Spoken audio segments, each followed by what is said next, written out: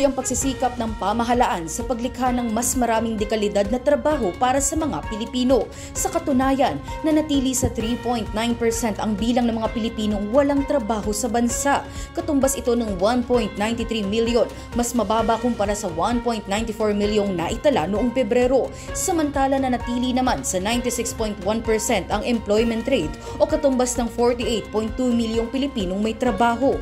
Ayon kay PSA Shift at National Statistician Claire Dennis Mapa, ang dalawang nangungunang sektor na malaki ang ambag sa pagbaba ng employment rate ay agriculture and forestry, public administration and defense, compulsory social security sectors. Samantala, tumaas sa 13.4% ang underemployment rate o bilang ng mga manggagawang nasa trabahong hindi angkop sa kanilang kasanayan at naghahangad ng dagdag na oras na trabaho sa kanilang kasulukuyang trabaho. Kabilang naman sa mga sektor na may pagtaas sa bilang ng mga manggagawa ang administrative, education, manufacturing at information and communication. Kaugnay nito, naniniwala ang Department of Economy, Planning and Development o DepDev na napapanahon at mahalaga ang trabaho para sa bayan o TPB plan dahil makatutulong ito sa mga Pilipino para makakuha ng mas dekalidad na trabaho. Anya, binibigyang halaga nito ang pangangailangan sa pagkakaroon ng komprehensibong hakbang sa paglago ng investments, pag-adapt sa makabagong teknolohiya at pagpapahusay ng kasiyahan at kalidad ng trabaho.